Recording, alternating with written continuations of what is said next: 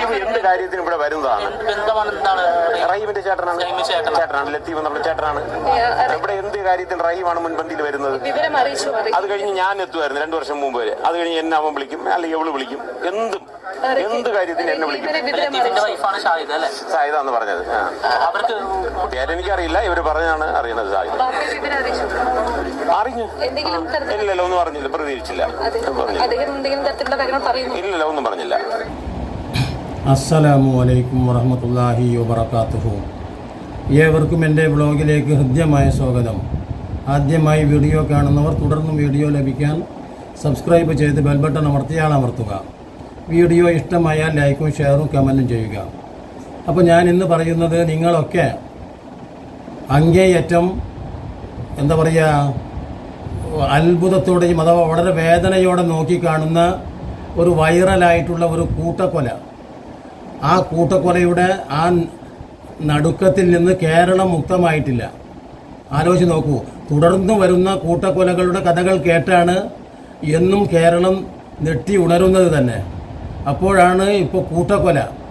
ഇതുവരെയും ഒറ്റക്കൊലകളാണ് നടന്നു വന്നിരുന്നതെങ്കിൽ ഇന്നലെ നാം കേട്ട് ഉണർന്നത് കൂട്ടക്കൊലയുടെ ഒരു വാർത്ത കേട്ടിട്ടാണ്. പുറത്താരും വന്നിട്ടുള്ള കൊലപാതകമല്ല നടത്തിയത്. സ്വന്തം പോറ്റി വളർത്തി മാറത്ത് നിന്ന് മുല കൊടുത്ത് നോക്കണം, അതുപോലെ തന്നെ സംരക്ഷിച്ച് വളർത്തി വന്ന ഉമ്മയെയും വല്യമ്മയെയും എന്താ പറയുക, പിതൃ സഹോദരൻ്റെ ഭാര്യയെയും, എന്തിനേറെ പറയണം പെൺ സുഹൃത്ത് എന്ന് പറയുന്ന കാമുകിയെയും, അങ്ങനെ 6 എണ്ണത്തിനെ ഉദ്ദേശിച്ചാണ് വക വരുത്തിയത്. പക്ഷേ എന്തോ ദൈവാധീനത്താൽ ഉമ്മ മാത്രം ഇപ്പോൾ രക്ഷപ്പെട്ടിരിക്കുന്നു എന്നാണ് കേൾക്കുന്നത്. അതീവ ഗുരുതരമായിട്ട് മെഡിക്കൽ കോളേജിൽ വെന്റിലേറ്ററിൽ കഴിഞ്ഞു കൂടുകയാണ് ആ ഉമ്മ. ആലോചിച്ച് നോക്കൂ. എന്തെങ്കിലും ഈ വിഷയത്തെക്കുറിച്ച് ആധികാരികമായി പറയാൻ കഴിയുന്നത് ആ ഉമ്മക്ക് മാത്രമാണ്. അതുകൊണ്ട് തന്നെ അള്ളാഹുവിൻ്റെ അനുഗ്രഹത്താൽ ആ ഉമ്മക്ക് അള്ളാഹു ജീവിതം കൊടുക്കുകയും ജീവിതത്തിലേക്ക് തിരിച്ചു വരികയും ചെയ്യട്ടെ എന്ന് ഞാൻ ആദ്യമായിട്ട് പ്രാർത്ഥിക്കുകയാണ്. മാത്രമല്ല, ഇത്തരത്തിലുള്ള മക്കളെ ഞങ്ങൾക്ക് നീ തരല്ല അള്ളാഹുവേ റബ്ബന അബലന, ഞങ്ങൾ പ്രാർത്ഥിച്ചുകൊണ്ടേ ഇരിക്കുന്നു. മിൻ അദ്വാജിന വദുർറിയാതിന വഖുറത അഹ്യുനിൻ വജ്അൽനാ ലിൽ മുത്തഖീന ഇമാമ.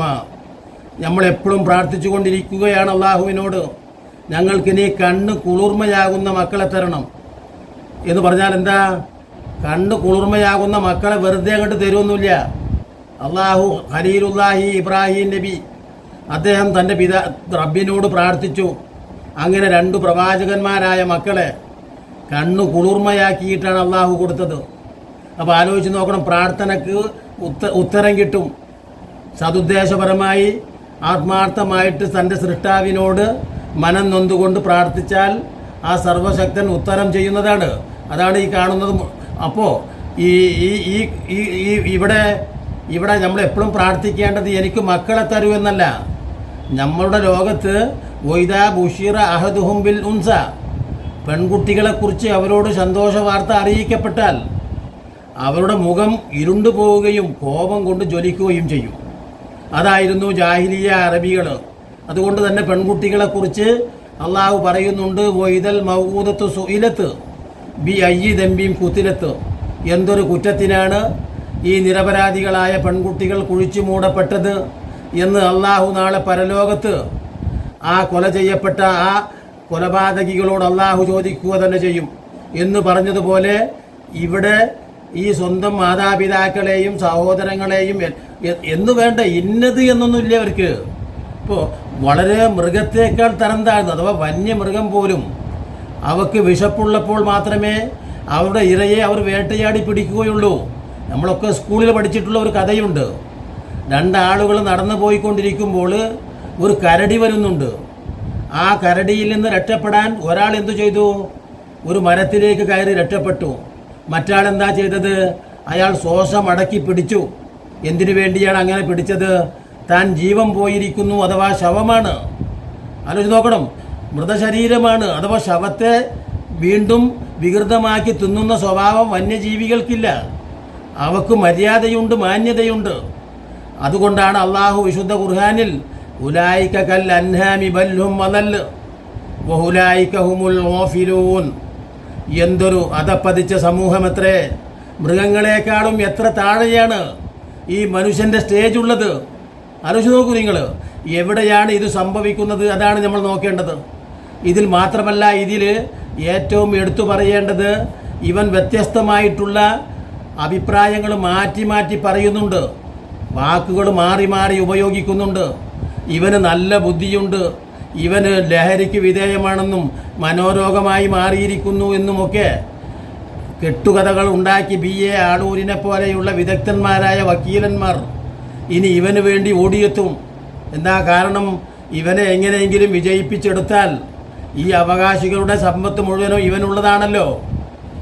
കേവലം മനോരോഗിയാണ് എന്ന് പറഞ്ഞ് 1-2 കൊല്ലം ചെറുതായിട്ടുള്ള ഒരു തടവ് കൊടുത്ത് സർക്കാർ ചെലവിൽ ഭക്ഷണവും എല്ലാം സൗകര്യങ്ങളും ചെയ്തു കൊടുത്ത് ഈ നരാധമനെ പുറത്തേക്ക് വെറുതെ വെടിയിക്കുവാൻ ഈ BA ആളൂരിനെ പോലെയുള്ള വക്കീലന്മാർ ശവമുള്ളിടത്ത് കഴുകൻ എങ്ങനെയാണോ വട്ടമിടുന്നത് എന്ന പോലെ വട്ടമിട്ട് നടക്കുകയാണ്. ആലോചിച്ച് നോക്കൂ. അപ്പോൾ ഇതിൽ നിന്ന് മനസ്സിലാക്കേണ്ട ഒരു സംഗതിയുണ്ട്. നമ്മൾ എപ്പോഴും നമ്മുടെ മക്കൾ നല്ലവരായി തീരണം എങ്കിൽ അതാണ് വലതും സാലിഹും യദ്ഹൂലഹു, നമുക്ക് വേണ്ടി പ്രാർത്ഥിക്കുന്ന സാലിഹീങ്ങളായ മക്കൾ. എന്താണ് ഈ സാലിഹീങ്ങൾ? അവിടെയാണ് പ്രത്യേകം ചിന്തിക്കേണ്ടത്. വെറുതെ അങ്ങോട്ട് സാലിഹാവുമോ? നമ്മളുടെ മക്കൾക്ക് തോന്നിവാസത്തിന് എല്ലാ സൗകര്യങ്ങളും ചെയ്തു കൊടുക്കുക. ഇപ്പോൾ കഴിഞ്ഞ ദിവസം നിങ്ങൾ കണ്ടിട്ടുണ്ടാകും, ഏകദേശം ഒരു 2 ആഴ്ച മുമ്പ് സ്വന്തം ഒരു മകൻ്റെ വിവാഹം അല്ലെങ്കിൽ മകളുടെ വിവാഹം അത് എങ്ങനെയാണ് നടത്തുന്നത്? കോടിക്കണക്കിന് ഉറുപ്പിക കൃത്രിമമായിട്ടുള്ള സ്റ്റേജുകളുണ്ടാക്കി കോടാനുകോടി ഉറുപ്പിക ചെലവാക്കിയിട്ട് നോക്കൂ, എത്രയെത്ര നിരാലംബരായ അനാഥകളായ കുഞ്ഞുങ്ങളെ ഒന്ന് നിക്കാഹ് ചെയ്ത് കിട്ടാൻ വേണ്ടി ഒരു 10 പവനെങ്കിലും തികച്ച് കൊടുക്കാൻ കഴിയാതെ എത്രയോ കുടുംബങ്ങൾ വേദനിക്കുന്നുണ്ട്. ആ സമയത്താണ് ഇത്രയേറെ ആർഭാടത്തോടും അധപ്പതന രീതിയോടും ഇത്തരത്തിൽ വിവാഹം ചെയ്യുന്നത്. അപ്പം ഞാൻ പറയുന്നത്, ഇത് കണ്ടാണ് ഈ മക്കൾ വളരുന്നത്. എൻ്റെ പിതാവ് എൻ്റെ വിവാഹത്തിൽ ഇത്തരത്തിൽ ദൂർത്ത് നടത്തുമ്പോൾ ഞാൻ സ്വാഭാവികമായിട്ട് എൻ്റെ പിതാവിൻ്റെ സമ്പത്തിനെക്കുറിച്ച് മനസ്സിലാക്കുന്നു. മാത്രമല്ല, അങ്ങനെയുള്ള ഞാൻ പിതാവിനോട് തികച്ചും ഞാനൊരു ധൂർത്തനായി മാറുന്നു. ഞാനൊരു ധൂർത്തനായി മാറുമ്പോൾ എനിക്ക് പ്രിയം പണത്തോട് മാത്രമാകുന്നു, എനിക്ക് നിയന്ത്രണമില്ല. കുലു വഷ്റബു വലാ തുസ്രിഫു, നിങ്ങൾ നിയന്ത്രണം വേണം, നിങ്ങൾക്ക് അമിതത്വം പാടില്ല. എല്ലാത്തിലും മാർഗനിർദ്ദേശവുമായിട്ട് അള്ളാഹു ഏറ്റവും ഉത്കൃഷ്ടമായ കുന്തും ഹൈറ ഉമ്മത്തിൻ, ഉത്തമമായ ഒരു സമൂഹമാക്കിയിട്ടാണ് നിങ്ങളെ പടച്ചിട്ടുള്ളത്. എന്നിട്ട് നിങ്ങൾ ഏറ്റവും മോശമായ സമൂഹത്തെക്കാൾ മോശം. അതാണ് ഉലായിക്കൽ അൻഹാമി ബൽഹും അതല്ല, മൃഗങ്ങളെക്കാളും എത്രയോ താഴെയായിട്ടുള്ള ഈ സ്റ്റേജിലേക്ക് മനുഷ്യനെ കൈപിടിച്ച് കൊണ്ടുപോയത് അവരുടെ പൂർവീകർ തന്നെയാണ്, അഥവാ മാതാപിതാക്കൾ തന്നെയാണ്. അള്ളാഹു നാളെ പരലോകത്ത് ചോദിക്കുന്ന ചോദ്യമുണ്ട്, റബ്ബന അരിനല്ലദൈനി അളല്ലാനാ മിനൽ ജിന്ന വൽഇൻസി നജ്ഹല്ലു മാ തഹത അഖ്ദാമിന ലിയകൂനാ മിനൽ അസ്ഫലീൻ. അള്ളാഹുവേ, ഈ മാതാപിതാക്കൾ തോന്നിയതൊക്കെ ചെയ്ത് വികൃതമായി ഞങ്ങൾ ജീവിക്കുമ്പോൾ 11 മണിക്കും 12 മണിക്കും വെള്ളമടിച്ച് കഞ്ചാവ് വലിച്ച് ലഹരിക്ക് വിധേയനായി ബ്ലൂ ഫിലിം കണ്ട് വീടുകളിലേക്ക് വരുമ്പോൾ എന്താണ് മോനെ നീ ഇത്ര വൈകിയിരിക്കുന്നത് എന്ന് ചോദിക്കുന്ന പതിവില്ല. ആലോചിച്ച് നോക്ക്, എവിടെയാടാ കാളയെയും പോത്തിനെയും ആടിനെയും ഒക്കെ പരിചരിച്ച് അത് വേണ്ടത്ര കൂടുകളിൽ അണഞ്ഞിട്ടുണ്ടോ എന്ന് ഉറപ്പ് വരുത്തുന്ന മാതാപിതാക്കൾ 12ഉം 1 മണിയും കഴിഞ്ഞ് വീട്ടിലെത്തുന്ന ആ മക്കളോട് ഛേ എന്ന് പോലും പറയുന്നില്ല. നോക്കണം, ഛേ എന്തടാ.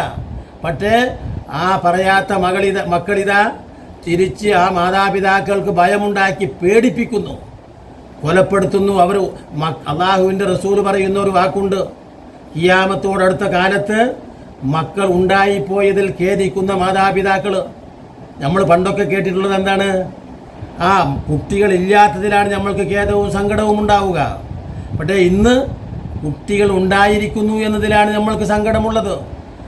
ഏതു സമയത്താണ്, എന്നാണ് പത്രത്തിൽ നിന്ന്, മാധ്യമങ്ങളിൽ നിന്ന്, വാർത്തകളിൽ നിന്ന് ഞെട്ടലുളവാക്കാത്ത ഒരു വാർത്ത പോലും, ഒരു പത്രം നമുക്ക് സമാധാനത്തോടുകൂടെ വായിക്കാൻ കഴിയുന്നില്ല.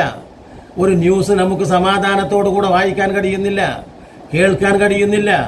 ഒരു വിവരവും സന്തോഷത്തോടുകൂടെ പങ്കുവെക്കാൻ കഴിയുന്നില്ല.